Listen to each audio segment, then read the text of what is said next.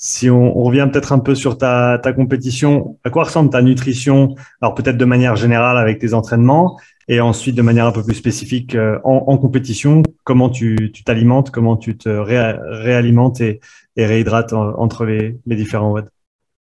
Déjà, bon, pour parler de la compétition, enfin, hors compétition au quotidien, j'ai Oui Nutrition qui m'a. Enfin, avant, mon ex était diététicienne, donc du coup, j'avais pas grand-chose à faire. Entre guillemets, on savait, enfin, je savais que c'était assez bien géré. Après, là, depuis, je suis avec Oui Nutrition depuis à peu près un mois et demi, peut-être un peu plus. Grosso modo, en vrai, ça m'a pas changé grand-chose en termes de nutrition parce que c'était quand même déjà bien établi avant. Mhm. Il y a deux, trois trucs qui ont été modifiés que je faisais pas avant, que je fais maintenant. Caséine le soir et tout ça que je faisais pas, que j'avais jamais fait, mais qui fonctionne assez bien au final. Mhm.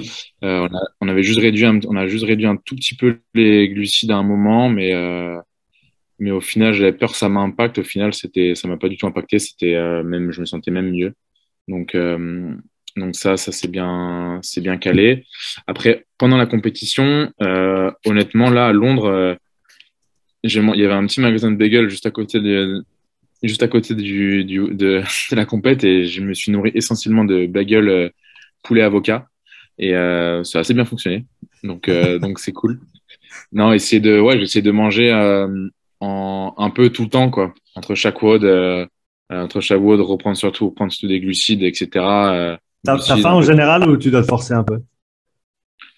J'ai pas spécialement faim, mais je dois pas forcément me forcer non plus. Je sais qu'il faut que je mange, donc du coup, je me dis, bah, mange, quoi. Et j'essaie de manger au moins 2 heures et demie enfin, l'event qu'on a, quoi. Après, s'il y a que 2 heures entre les watts, bah, je vais manger une barre de céréales ou une barre de trucs qui me permet de remonter un petit peu en glucides et en protéines. Et, euh, et voilà, après, je bois toute la journée, tout le temps, tout le temps, tout le temps, tout le temps. Et parce que, honnêtement, à Madrid, en septembre l'année dernière, j'ai fait une déshydratation sur le premier WOD ou le deuxième WOD. Ouais. C'était un 5 km run et je suis arrivé à la fin du 5 km run, j'étais tout blanc avec de la bave partout. Et puis je me suis dit, waouh, j'ai jamais couru aussi lentement de ma vie. Donc du coup, ça m'a, je pense, coûté mon week-end. Donc, euh, donc maintenant, je bois tout le temps. J'ai toujours un shaker, toujours un truc avec de l'eau dedans à portée de main. Et, euh, et puis je pense, que enfin, c'est hyper important, quoi, parce qu'au final, on se rend pas trop compte. Dans les salles, des fois, il y a la clim, il y a le machin, il y a le truc, et puis on pousse quand même l'effort au max. Donc, du coup, on consomme énormément de flotte. Et puis, ouais, du coup, depuis que j'ai eu cette histoire-là, je bois tout le temps. Est-ce que tu as l'impression que ton passé compétitif en natation a un transfert positif sur peut-être ton attitude et la manière dont tu approches les compétitions en CrossFit maintenant? Euh, Potentiellement, oui, parce que c'est gros. Enfin, en vrai, le départ reste le même. C'est take your marks et go. Donc le départ reste le même, donc je pense que oui. Après, là, ce week-end, j'ai un prépa mental, bah, du coup, que c'est Greg aussi, Malais, qui m'entraîne en natation, qui est aussi prépa mental. Et cette prépa mentale m'a quand même beaucoup aidé, je pense. Vraiment j'ai jamais été dans un mindset comme ça en compétition que j'ai été ce week-end, quoi. Je me suis senti bien, je me suis senti acteur de la compète j'étais pas là pour regarder ou j'étais pas là pour voir ce qui allait se faire, quoi, en fait. J'étais vraiment là pour faire ce que j'avais à faire. Et plein de petits outils sur lesquels on a travaillé qui m'ont grave aidé, quoi. Et je pense que ouais, ça m'a vraiment aidé. C'est difficile à expliquer parce que, genre, par exemple, à Madrid, bon, après, ce que j'avais eu aussi enfin, vu que je m'étais déshydraté, est-ce que ça a joué ou pas? Mais j'étais pas du tout dans le même état d'esprit. Et là, je sais pas, ouais, je me suis senti bien, dans ma tête, prêt à vraiment envoyer la sauce au moment où il fallait le faire, quoi. Donc c'était hyper bien, quoi. Mm. Est-ce que tu peux nous parler un petit peu de ta prépa mentale, en quoi elle consiste? Est-ce que c'est de la visualisation, certains exercices à certains moments précis? Est-ce que tu peux nous en dire un petit peu plus? Ouais, on a fait pas mal de visualisation. On a fait beaucoup quand je parlais du fait d'être égoïste, etc., juste entre guillemets, de savoir qui t'es vraiment, quoi, en fait, tout simplement, parce que quand on me pose la question qui es-tu, en général, tu dis, bah écoute, je m'appelle Guillaume, Je viens de Bretagne, j'ai été pompier à Marseille et maintenant j'ai une box de CrossFit et je fais du CrossFit. Voilà. En fait, ça, c'est juste ce que tu as fait et pas quitter réellement. Donc, juste déjà accepter et dans la tête d'un athlète se dire, OK, bon, en fait, je suis égoïste. Enfin, entre guillemets, quand je dis égoïste, je suis généreux dans la vie, mais je suis égoïste dans mes objectifs et dans ce que je veux faire pour moi. Bah, je pense que déjà, ça m'a beaucoup aidé déjà à me dire, enfin, je sais que maintenant, je le suis et que je ferai toujours passer mon entraînement avant le reste. Donc, du coup, mes associés sont au courant et tout le monde est au courant et il n'y a pas de non-dit, tu vois. Et ça, déjà, je pense que ça aide beaucoup. Mhm. Et, et ensuite, ouais, de la visualisation, de se dire aussi, de se rendre compte que j'ai un bon niveau et de se dire, OK, bah voilà, tu as un bon niveau et de le savoir aussi, c'est cool, tu vois. Même si j'ai confiance en moi, de se l'entendre dire et de. Parce qu'au final, dans les exercices qu'on a fait, c'est toi qui te dis à toi-même que tu es fort. Donc ça peut paraître bizarre, mais ça marche.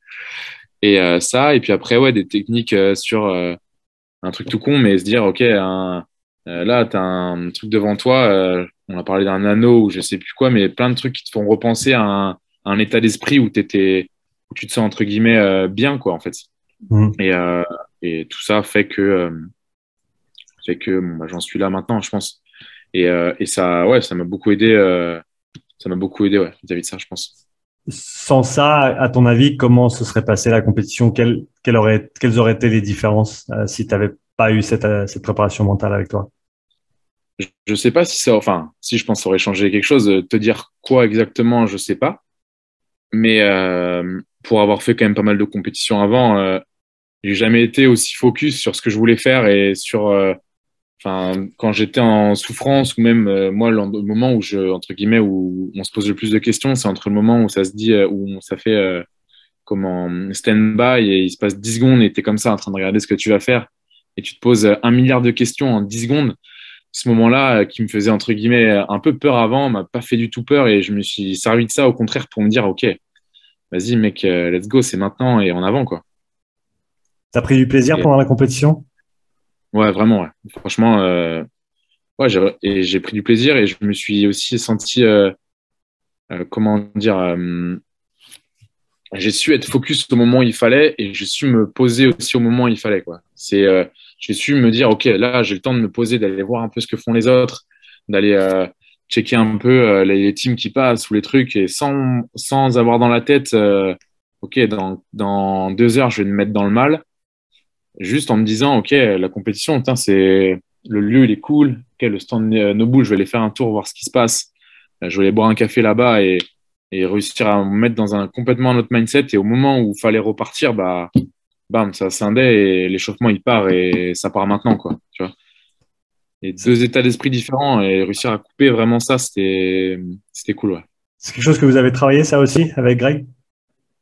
Ouais, plus ou moins, ouais. Réussir en fait, c'était se mettre dans un état d'esprit enfin, dans deux états différents, quoi. Vraiment, ressentir un état, par exemple, on a pris comme exemple, j'avais gagné un event en natation quand j'étais à Marseille contre Cannes et ça s'est joué enfin, à la fin et du coup, quand je gagne, j'exulte un petit peu et je suis content et en fait, j'ai pris cet exemple-là en sensation de bien-être en fait dans ma tête et on a travaillé là-dessus en se disant, OK, bah, ce mindset-là, faut réussir à le remettre au moment où tu vas passer sur le floor. Et en fait, je pense que c'est ça aussi qui a joué, quoi.